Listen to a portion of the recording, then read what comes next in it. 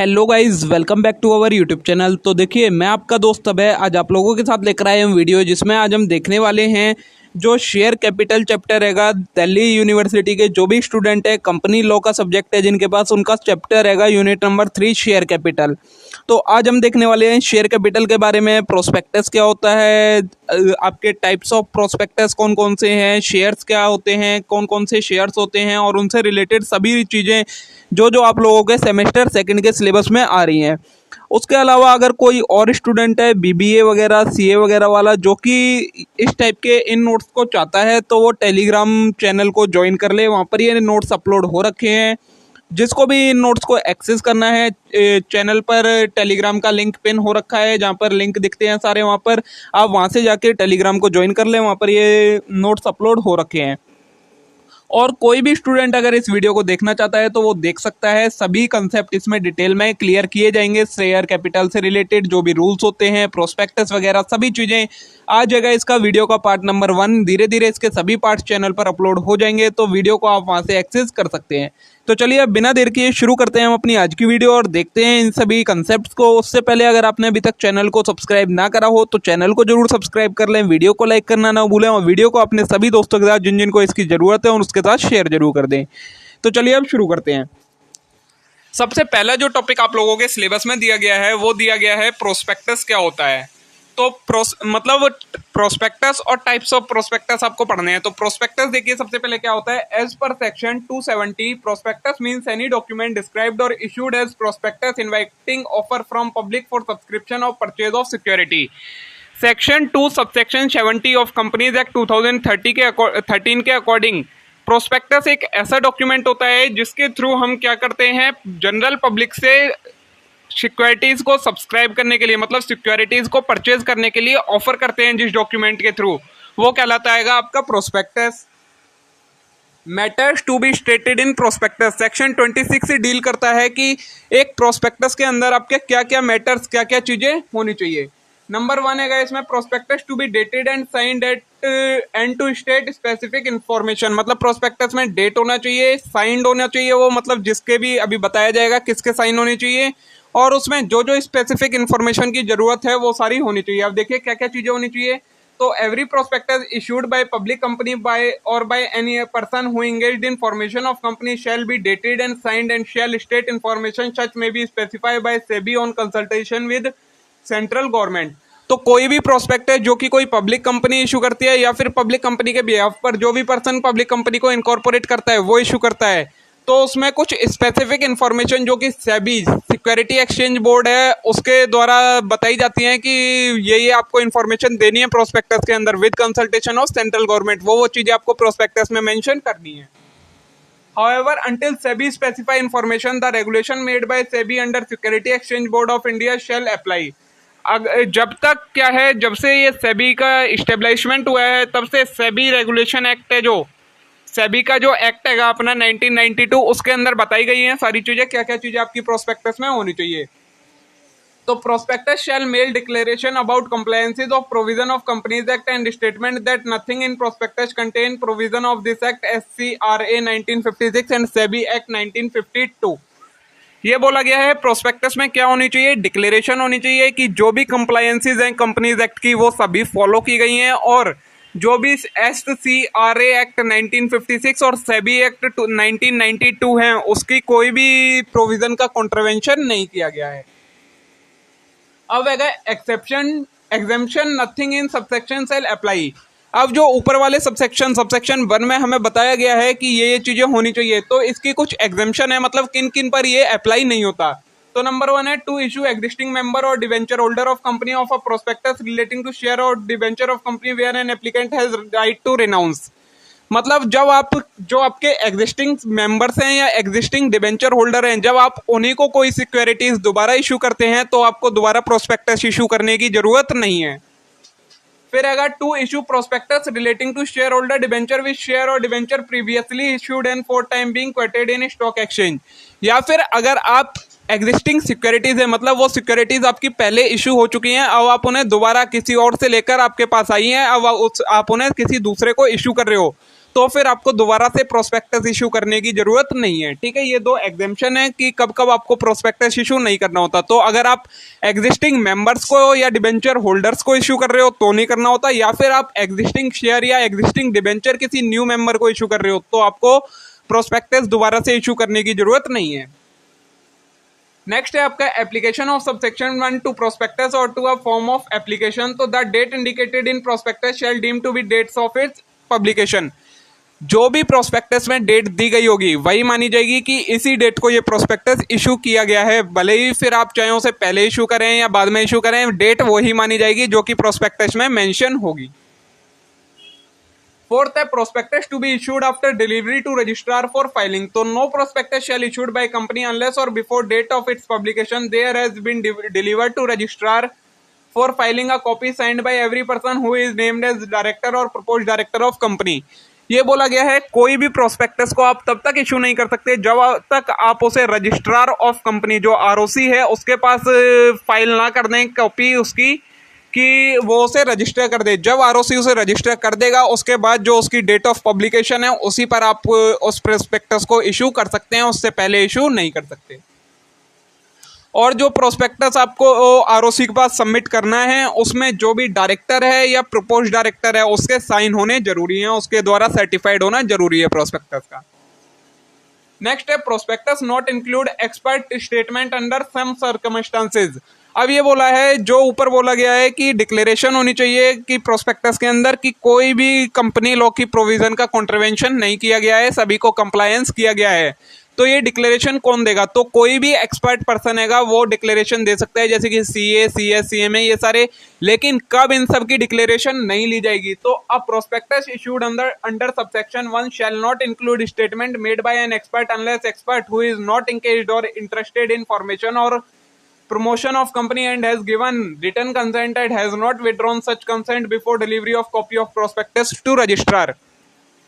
ये बोला गया है कोई भी एक्सपर्ट तभी किसी प्रोस्पेक्टस में डिक्लेरेशन दे रखा है अगर वो कंपनी के फॉर्मेशन से के साथ इंक्लूड नहीं है, मतलब कंपनी के फॉर्मेशन में इंक्लूड नहीं है, ना ही उसका कोई इंटरेस्ट है कंपनी के अंदर, तभी वो डिक्लेरेशन दे सकता है, वरना डिक्लेरेशन नहीं दे सकता वो एक्सपर्ट। नेक्स्ट है prospectus to mention compliances of certain formalities on its face. Prospectus का जो सबसे फर्स्ट पेज होगा उस पर क्या चीज मेंशन होनी चाहिए? तो every prospectus issued shall on face of it state that copy has been delivered for filing to registrar, specify any document required by this section to attached to copy so delivered. ये बोला गया है कि जो first page होगा किसी भी prospectus का उस पर क्या मेंशन होगा, ये बताया गया होगा कि इसकी एक कॉपी को रजिस्ट्रार के पास से डिलीवर कर दिया गया है और कोई भी जो भी डॉक्यूमेंट रजिस्ट्रार को जरूरत थी इसके साथ वो सभी चीजें डिलीवर कर दी गई हैं रजिस्ट्रार को। ये प्रोस्पेक्टस के फर्स्ट पेज पर मेंशन होना जरूरी है। नेक्स्ट है prospectus to be issued within specified time. तो no prospectus shall valid if it is issued more than 90 days after date on which copy delivered to registrar. तो ये बोला गया है कोई भी प्रोस्पेक्टस आप 90 डेज से ज्यादा के लिए इशू नहीं कर सकते। अगर कोई प्रोस्पेक्टस 90 डेज के से ज्यादा के लिए इशू रहता है और आप सिक्योरिटीज को अलॉट नहीं करते हैं तो वो प्रोस्पेक्टस एक्सपायर हो जाता है और आपको फिर एक न्यू प्रोस्पेक्टस इशू करना पड़ेगा। तो ये हो गया आपका प्रोस्पेक्टस होता क्या है एक्चुअली में। पूरा प्रोस्पेक्टस का कंसेप्ट मैंने आपको बता दिया क्या होता है प्रोस्पेक्टस और प्रोस्पेक्टस के अंदर क्या क्या चीजें आपकी आती हैं। अब आता है आपका टाइप्स ऑफ प्रोस्पेक्टस, कौन कौन से टाइप के प्रोस्पेक्टस होते हैं। तो फर्स्ट है आपका शेल्फ प्रोस्पेक्टस जो कि सेक्शन 31 में मेंशन किया गया है।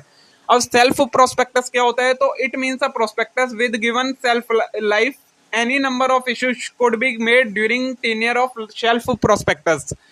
शेल्फ का मतलब क्या होता है? शेल्फ का मतलब होता है एक तरीके से एक टाइमलाइन आप इसे कह सकते हैं। तो कोई भी ऐसा प्रोस्पेक्टस जिसकी एक शेल्फ लाइफ होती है, मतलब उतने समय के लिए वो वैलिड माना जाएगा। मतलब एक ऐसा प्रोस्पेक्टस मतलब जब आपने उसे इशू कर दिया और उसकी जो भी शेल्फ लाइफ है 2 साल, 5 साल, 10 साल जितनी भी वो लाइफ है, उसमें अगर आप कोई भी सिक्योरिटीज इशू करते हैं तो फिर आपको दोबारा से एक नया प्रोस्पेक्टस इशू करने की जरूरत नहीं है। जो ये आपका शेल्फ प्रोस्पेक्टस है यही काम आ जाएगा, तो आपको दोबारा से कोई प्रोस्पेक्टस इशू करने की जरूरत नहीं है। तो उसे कहा जाता है आपका shelf prospectus. It only caveated to supplement self prospectus by an information memorandum containing key update. बस आपको अगर आपने कोई शेल्फ प्रोस्पेक्टस इशू कर रखा है और आप दोबारा से कोई सिक्योरिटीज इशू कर रहे हैं तो आपको दोबारा से शेल्फ प्रोस्पेक्टस इशू करने की जरूरत नहीं है। बस आपको उसकी जगह पर एक इंफॉर्मेशन मेमोरेंडम देना होगा जिसमें जो जो आपके अपडेट्स है, मतलब आप कितनी सिक्योरिटीज इशू कर रहे हो। अगर पुराने ही नंबर कर रहे हो तो फिर आपको मेंशन करने की जरूरत नहीं है, लेकिन अगर कोई भी चेंजेस हैं पुराने वाले शेल्फ प्रोस्पेक्टस से कंडीशंस में तो फिर वो आपको मेंशन करने हैं किस चीज में, इंफॉर्मेशन मेमोरेंडम में। वो आपको सबमिट करना होगा, दोबारा से पूरा प्रोस्पेक्टस सबमिट करने की जरूरत नहीं है, इशू करने की जरूरत नहीं है। ठीक है, देखिए मीनिंग ऑफ शेल्फ प्रोस्पेक्टस दिया है, तो prospectus in respect of which securities or class of securities are issued for subscription over a certain period without issue of further prospectus. तो बोला गया है एक ऐसा प्रोस्पेक्टस जो कि जिसके टाइमलाइन में आप कितनी कोई भी सिक्योरिटीज इशू कर सकते हैं और उसके लिए आपको दोबारा से कोई नया प्रोस्पेक्टस इशू करने की जरूरत नहीं है, तो उसे कहा जाता है आपका शेल्फ प्रोस्पेक्टस। ठीक है, अब देखिए क्या क्या कंडीशंस हैं शेल्फ प्रोस्पेक्टस से रिलेटेड, कुछ प्रोविजंस हैं। तो नंबर 1 है कि filing of shelf prospectus with registrar. तो any class of company as SEBI may provide by regulation may file shelf prospectus with registrar at the stage, मतलब वही कंपनी शेल्फ प्रोस्पेक्टस को इशू कर सकती हैं जिसको सेबी ने स्पेसिफाई कर रखा है। कोई भी ऐसी कंपनी जो कि सेबी के अकॉर्डिंग स्पेसिफाई नहीं है वो शेल्फ प्रोस्पेक्टस इशू नहीं कर सकती। अब कब कब कर सकते हैं, तो of first stage of securities include which indicate period not exceeding 1 year as a period of validity of such prospectus from date of opening of first offer. जब फर्स्ट टाइम आप इसे इशू करते हैं तो इसकी वैलिडिटी कितनी होती है, सिर्फ 1 ईयर की होती है। 1 ईयर से ज्यादा के लिए आप इसे इशू नहीं कर सकते। In respect of second offer of such securities during period validity of date prospectus no further prospectus required. और अगर आप फिर दोबारा से कोई सिक्योरिटीज को इशू करते हैं तो आपका यही वाला प्रोस्पेक्टस वैलिड हो जाता है, आपको दोबारा से कोई प्रोस्पेक्टस इशू करने की जरूरत नहीं होती है। ठीक है, नेक्स्ट रहेगा देखिए आपका filing of information memorandum with shelf prospectus. तो a company filing shelf prospectus shall required to file information memorandum containing fact relating to new changes change in financial position of company between first offer and succeeding offer of securities and such change may prescribe with registrar.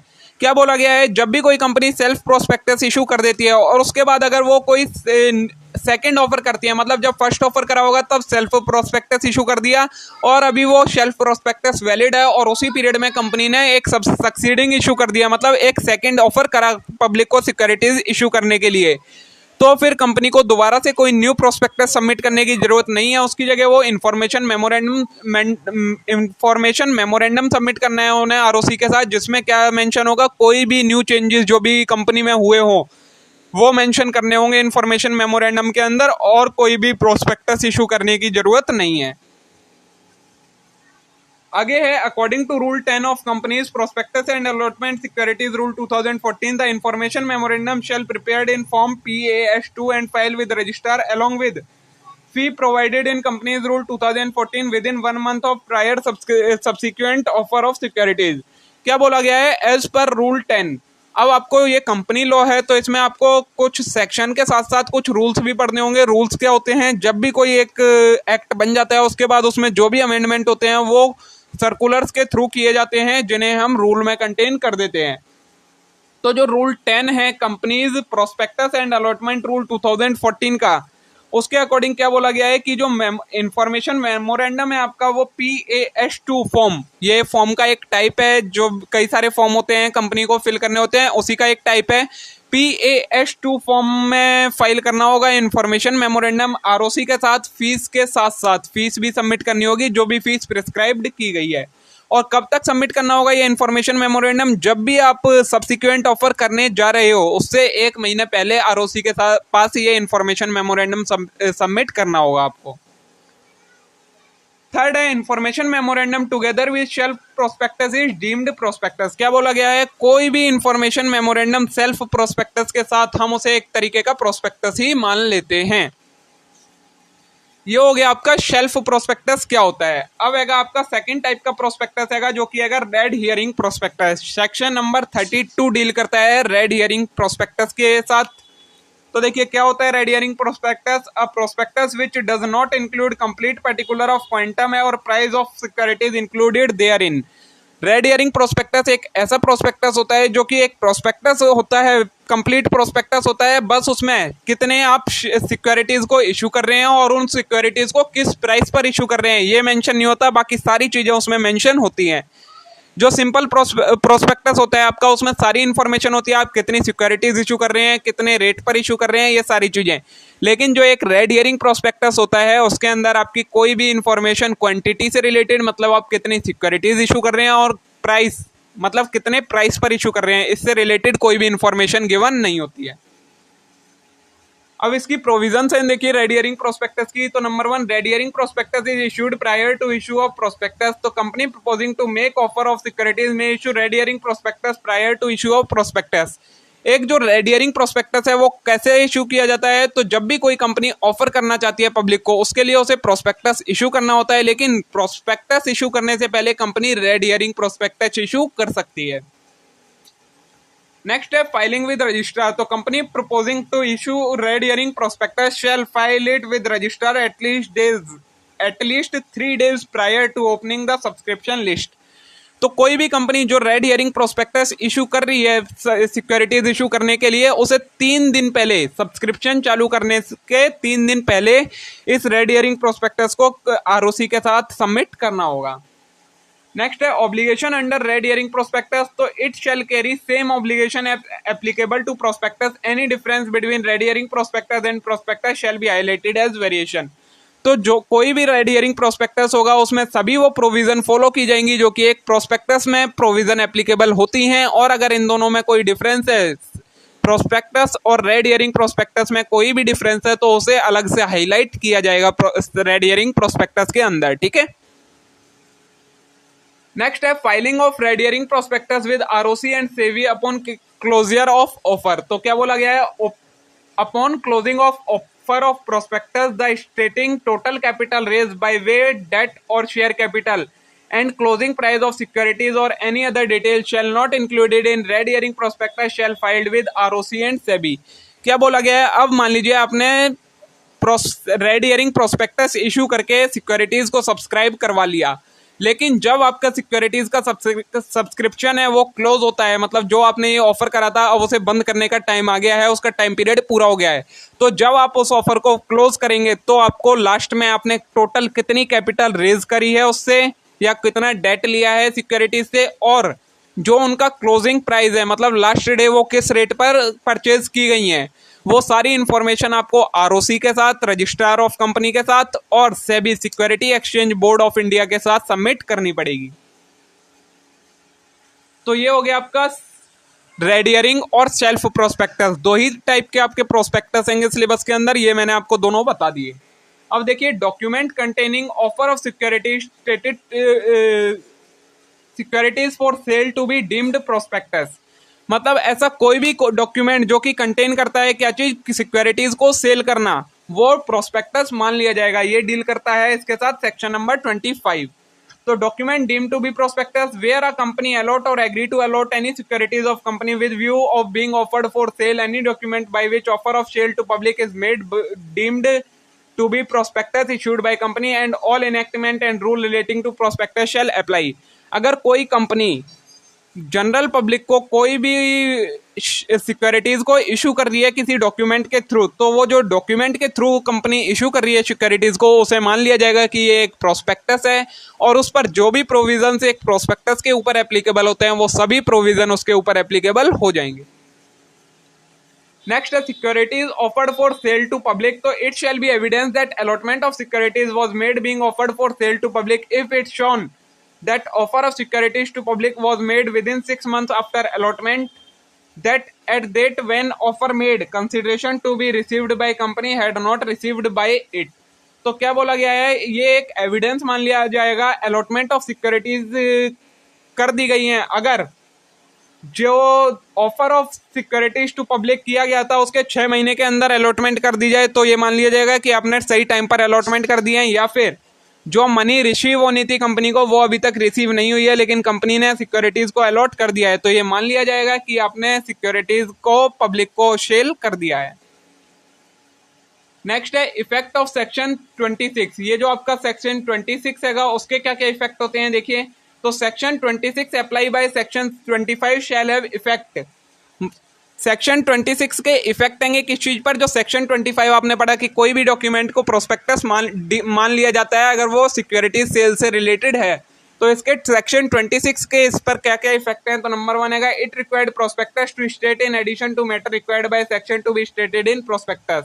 तो ये prospectus में दिया होना चाहिए कि कोई भी addition किसी भी मैटर से रिलेटेड, सेल ऑफ सिक्योरिटी से रिलेटेड मेंशन किया जाएगा।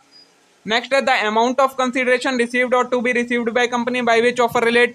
क्या क्या चीजें मेंशन होनी चाहिए कि कितनी अमाउंट रिसीव की गई है कंपनी से और अभी कितनी रिसीव होनी बाकी है कंपनी के द्वारा। सेकंड है the time and place at which offer may be inspected. ये बोला गया है टाइम बताना चाहिए और प्लेस बतानी जानी चाहिए कि जो ये कॉन्ट्रैक्ट किया गया है ये किस टाइम पर परफॉर्म किया जाएगा या किया गया था। नेक्स्ट है person making offer or person named in prospectus as director. जो पर्सन ऑफर कर रहा है वो कौन होना चाहिए? वो पर्सन होना चाहिए जिसका नाम प्रोस्पेक्टस के अंदर एज अ डायरेक्टर गिवन है। नेक्स्ट है आपका point signing off document in case of company or a firm. अब डॉक्यूमेंट को साइन करवाना जरूरी है कंपनी और फर्म के केस में। तो where a person making an offer to relate a company or a firm if document refer in subsection 1 is signed on company by 2 director or by firm not less than 1/2 of partner as case may be. तो ये बोला गया है कोई भी person अगर offer करता है सिक्योरिटीज को जो कि कंपनी से रिलेट करती हैं या फर्म से रिलेट करती हैं, मतलब किसी कंपनी की हैं या फर्म की हैं लेकिन कोई पर्सन उन्हें सेल कर रहा है, तो वो जो डॉक्यूमेंट इशू करेगा सेल से रिलेटेड उस पर कंपनी के डायरेक्टर, 2 डायरेक्टर के या फिर अगर फर्म है तो उस केस में 2 पार्टनर्स के साइन होने जरूरी हैं, तभी वो एक वैलिड डॉक्यूमेंट माना जाएगा। तो देखिए दोस्तों ये आपका इतना टॉपिक कंप्लीट हो गया है जिसमें हमने क्या क्या चीजें देख ली हैं आज। प्रोस्पेक्टस क्या होता है, आपके 2 टाइप के प्रोस्पेक्टस, रेड हियरिंग और शेल्फ प्रोस्पेक्टस, और डॉक्यूमेंट ऑफर फॉर सेल जो होता है उसे हम डीम्ड प्रोस्पेक्टस मान लेते हैं।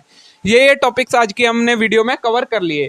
अब हम मिलेंगे नेक्स्ट वीडियो में जिसमें हम आगे की टॉपिक्स देखेंगे जो कि आएगा मिस स्टेटमेंट इन प्रोस्पेक्टस। ये काफी लेंथी टॉपिक है तो अब इसे हम कवर करेंगे आगे की वीडियो में और इससे आगे का कंप्लीट चैप्टर हम देखेंगे आगे की नेक्स्ट वीडियो में। तो आज के लिए इतना ही। इस वीडियो को लाइक करें, चैनल को जरूर सब्सक्राइब करें और वीडियो को अपने सभी दोस्तों के साथ शेयर जरूर करें। Thank you.